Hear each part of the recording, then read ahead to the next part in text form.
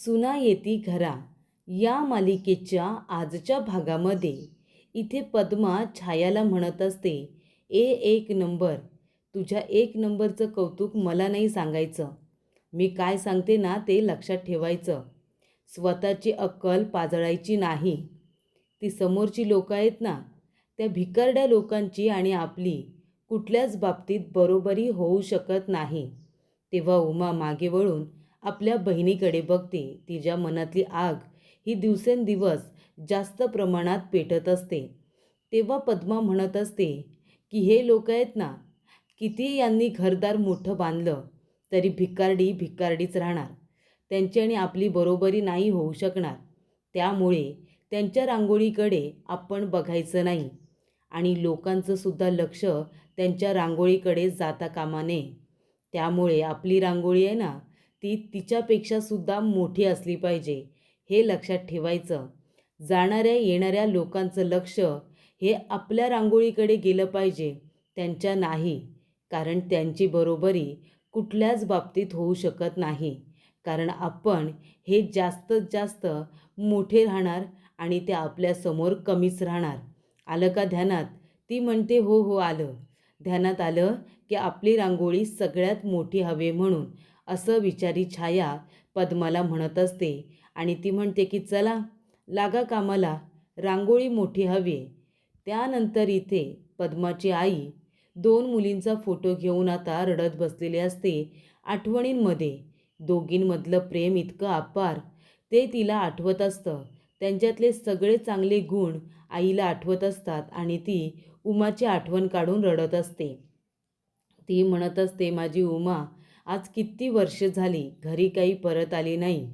तेव्हा पद्मा येते आणि म्हणते, काय ग आई, आम्ही तुला इतका जीव लावतो, तुझे इतके लाड करतो, तुला काही कमी पडायला नको याची सतत काळजी घेत असतो, पण तरीसुद्धा तुला आठवण येते त्या उमाचीच. तू विसरतेस का त्यांनी काय केलंय? ती त्या भिकारड्या शिवनाचा हात पकडून लग्न करून निघून गेली. तिने आपली पर्वा आपली काळजी केली नाही ना.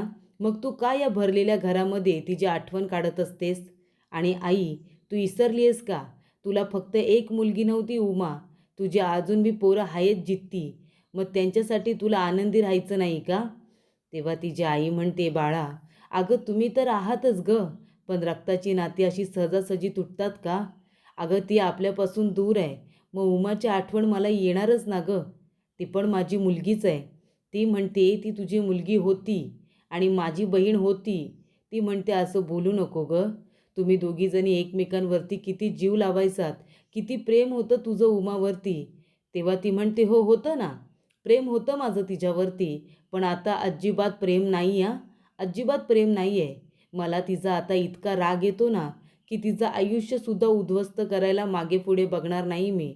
आणि इथे पद्मा जोरात फोटो आपटून आता फोडून टाकते आणि त्याचबरोबर इथे फोटो फोडल्यानंतर त्यातला फोटो उचलते आणि म्हणते, मला आता आमच्या दोघींचा फोटोसुद्धा एकत्र बघायचा नाही आहे.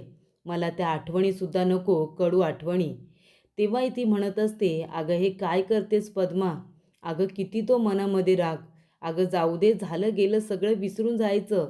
अगं कोयना नदी कृष्णा नदीसारखं आपण निर्मळ असलं पाहिजे. सगळं प्रवाहासारखं, जे चांगलं आहे ते धरून ठेवायचं, वाईट आहे ते सोडून टाकायचं. कशाला हा मनामध्ये इतका राग आणि तिरस्कार पाहिजे ग तुझ्या? हा इतका राग बरा नाही. ती म्हणते, हा आग आहे ना, आग माझ्या मनामध्ये, ही कधीच जाणार सुद्धा नाही. शिवनाथ आणि उमा या दोघांनी जे काही केले ना माझ्याबरोबर, ते मी कधीही विसरणार नाही आहे. कळलं का आई तुला? तेव्हा इथे पद्मा म्हणत असते, आई पण एक गोष्ट माझ्या लक्षात आली आहे. आम्ही इथे दोघं जण आहोत. तुला इतका जीव लावतो, तुझी काळजी घेतो, पण तुला इथे आवडत नाही आहे वाटतं, बरोबर ना? तुला इथे करमत नाही आहे. तुला त्या उमाची खूप आठवण येते का? मग जा ना त्या उमाकडे, चल चल त्या उमाकडे चल. आणि पद्मा आपल्या आईचा हात पकडून तिला ओरफडत घेऊन जात असते आणि म्हणत असते की जा जा त्या उमाकडे, पण जाता जाता यांना सांगून जा. कारण कसं आहे ना, हे आहेत ना माझे आबा, यांचा जीवसुद्धा त्या उमामुळेच गेला आहे आणि शिवनाथमुळेच गेला आहे. त्यामुळे जाता जाता यांना सांग की परत गेले तर जिवंत येते की नाही माहिती नाही म्हणून. तेव्हा ती म्हणत असते, अगं बाळा असं नाही बोलावं गं. ती म्हणते, मी असंच बोलणार. आणि आई, एक गोष्ट लक्षात ठेव, या घरासाठी मी खूप खास्ता खाल्ल्यात हा. त्या उमा आणि शिवनाथमुळे माझं लग्न झालं नाही. इतकी वर्ष मी बिनलग्नाचे झाले. त्यानंतर माझ्या भावाला भास्करला सुद्धा मी लहानाचं मोठं केलंय. हा व्यवसाय आहे ना, मी माझ्या मेहनतीने मोठा केलेला आहे. या घराची सगळी इथे काळजी मी घेतली. त्यामुळे या घरामध्ये मी म्हणेन तीच पूर्व दिशा. जे मी म्हणेन तेच घडलं पाहिजे. आणि आता माझा वाढदिवस आहे ना, आज माझा वाढदिवस आहे, माझा दिवस आहे. म्हणून जे मी बोलेन तेच होणार या घरामध्ये. आणि आता एक गोष्ट लक्षात ठेवा आई, आम्ही जरी पण बहिणी होतो ना, तरी आता आमचा काही संबंध नाही, असं म्हणून ती आपला आणि आपल्या बहिणीचा फोटो जाळून टाकते. त्यानंतर इथे आता उमा खंडेरायासमोर हात जोडून उभी असते आणि ती म्हणते की खंडेराया, तुमचा आशीर्वाद असू द्या. आज आमच्या लग्नाला 25 वर्ष पूर्ण झाली. पण हा वाढदिवस लग्नाचा साजरा करत नाही, कारण आजच्या दिवशी पद्मताईचा वाढदिवस असतो ना, म्हणून त्यांना असं वाटतं की लग्नाचा वाढदिवस साजरा केला तर 25 वर्षांपूर्वी याच दिवशी जे काही घडलं होतं त्या कटू आठवणी मला आठवतील आणि मला त्रास होईल, म्हणून हे लग्नाचा वाढदिवस साजरा करत नाही. पण शेवटीला जे काही झालं त्यानंतरसुद्धा मी यांच्याबरोबर सुखी समाधानाने माझा संसार पार पाडलाच, नाही का? पण आजच्या दिवशी मी माझ्यासाठी तर सुख समाधान मागेनच. पण आज माझ्या बहिणीचा पद्मताईचा वाढदिवस आहे. तिलासुद्धा तुम्ही आनंदी ठेवा, सुखी ठेवा. आणि महत्त्वाची गोष्ट म्हणजे तिचं मन आहे ना, ते समाधानी ठेवा. मान्य करते की ती चुकते, काही बोलते, पण तरीसुद्धा मनामध्ये राग ठेवू नका. माझ्या पद्मताईला सगळं सुख मिळू द्या. आबा काय म्हणायचं की आमचे मालक, आमचे तुमचे खंडेरायाचं लेकरू आहे असं म्हणायचे ना. म्हणजे ते जर तुमचे लेकरू असतील तर मी तुमची सून झाले. मग आता सुनेचं ऐकाल ना तुम्ही. सून म्हणजे पण लेकच असते बरं का. त्यामुळे तुम्ही तुमच्या लेकीचं ऐका.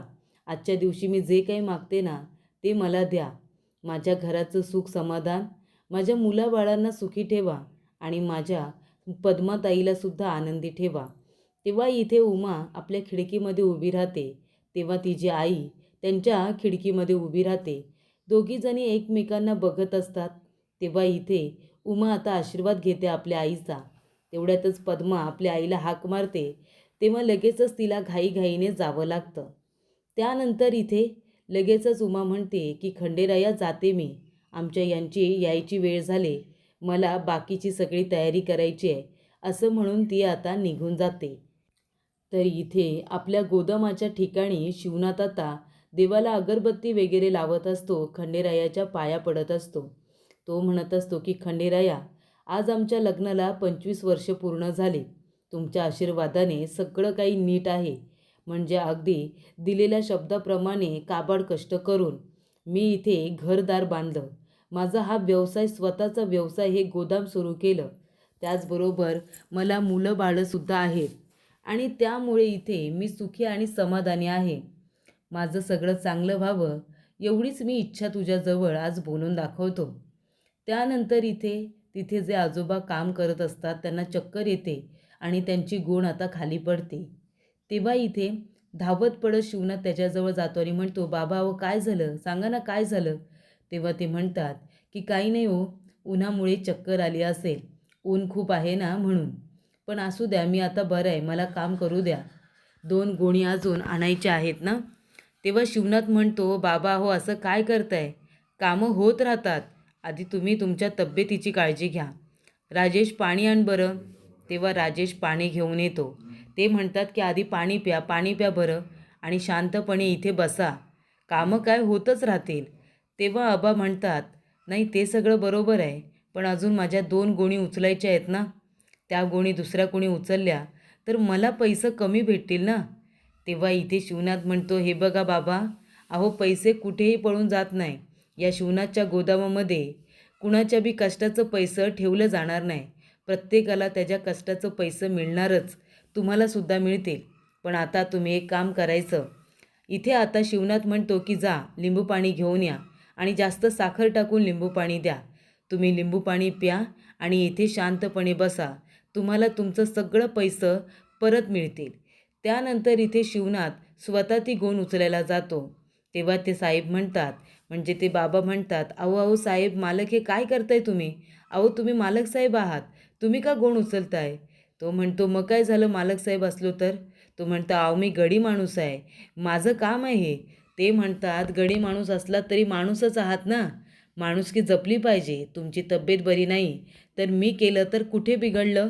आणि हे बघा, पैशाशिवाय मालकापेक्षा महत्त्वाची असतो ते माणुसकी. त्यामुळे आपण माणुसकी जपली पाहिजे. तुम्ही लिंबू पाणी प्या, शांतपणे इथे बसा. 2 गोणी मी उचलेन, त्यात काय एवढं?" त्यानंतर इथे खंडेरायाच्या नावानं चांग भलं असं म्हणत तो आता गोण उचलतो आणि नेऊन ठेवत असतो.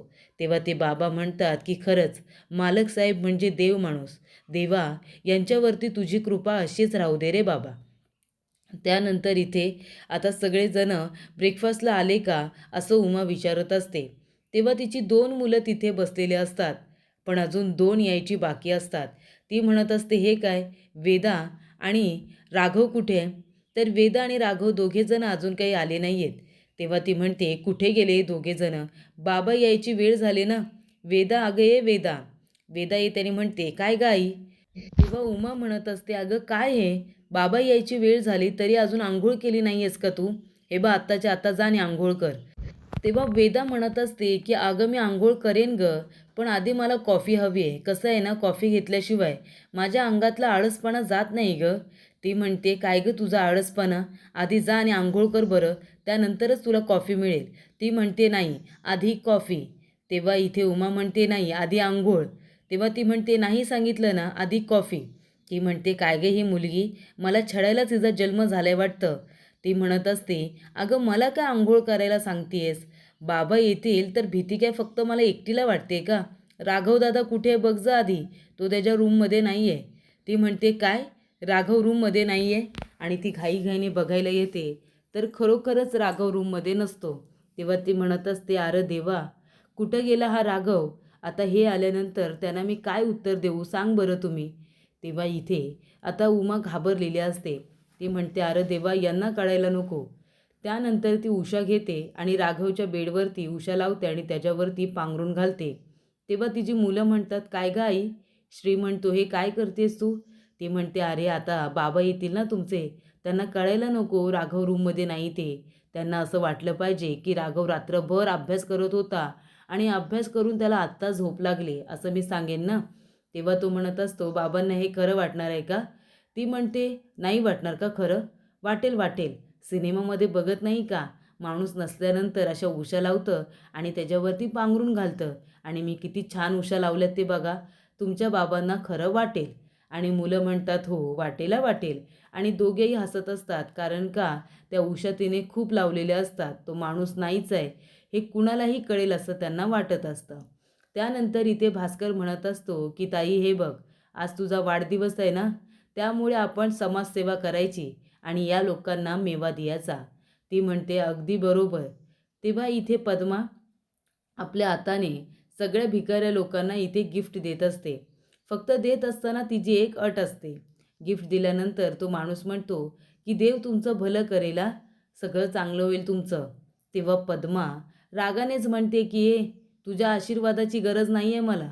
माझं भलं आणि माझं चांगलं करायला मी एकदम सक्षम आहे. तुझ्या या भिकारड्या आशीर्वादाची मला गरज नाही.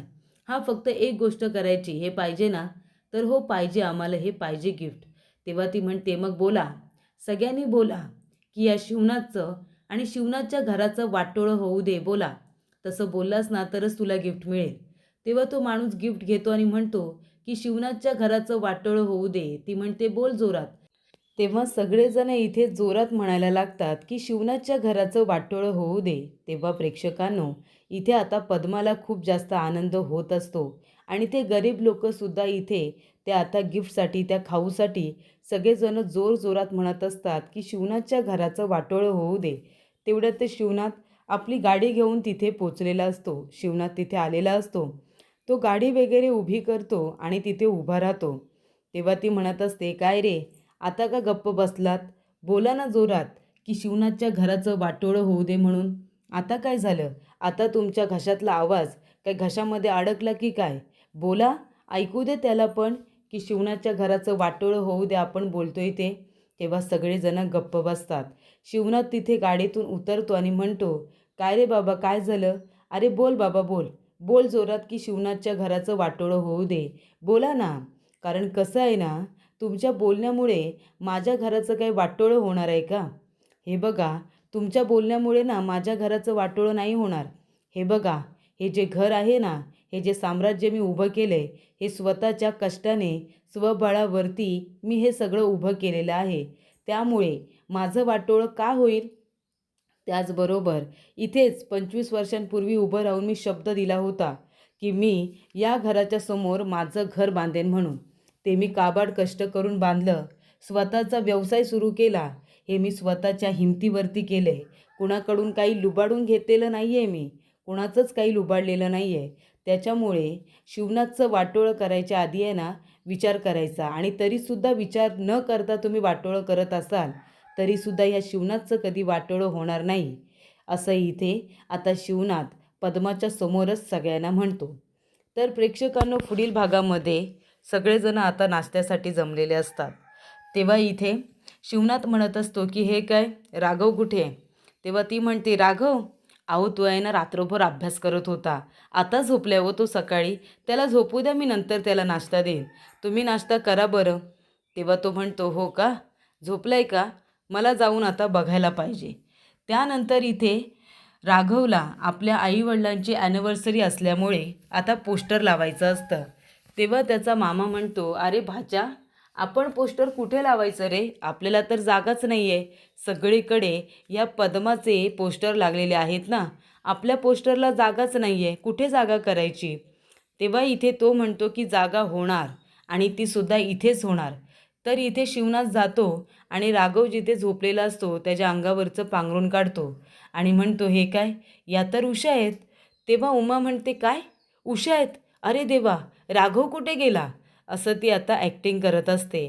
तेवढ्यातच इथे त्या राघवने काय केलेलं असतं, पद्माचं ते पोस्टर असतं ना वाढदिवसाचं, ते पोस्टर आता काढून फाडून खाली टाकलेलं असतं आणि त्याच जागी त्याने आपल्या आईवडिलांची ॲनिव्हर्सरी असते म्हणून त्याचं पोस्टर लावलेलं असतं. त्यानंतर इथे आता पद्माच्या भावाची मुलगी म्हणजे भास्करची मुलगी तिथे त्यांनी म्हणते, काय रे, तू स्वतःला खूप शहाणा समजतोस का? माझ्या आत्तीचं पोस्टर काढून तिथे तू स्वतःच्या आईवडिलांचं पोस्टर लावलेस का? तुला काही दुसरी जागाच दिसली नाही का? माझ्या आत्तीचं पोस्टर का काढलंस तू? तेव्हा राघव म्हणतो, ते कसं आहे ना, मला तुझ्या आत्तीचं पोस्टर आवडलं म्हणून ते काढलं आणि फाडून खाली फेकलं आणि तिथे मी माझ्या आईबाबांच्या इथे ॲनिव्हर्सरीचं पोस्टर लावलेलं आहे आणि राघव जे म्हणतो ते करतो. कळलं का तुला? असं राघवने इथे आता भास्करच्या मुलीला उत्तर दिलेलं असतं.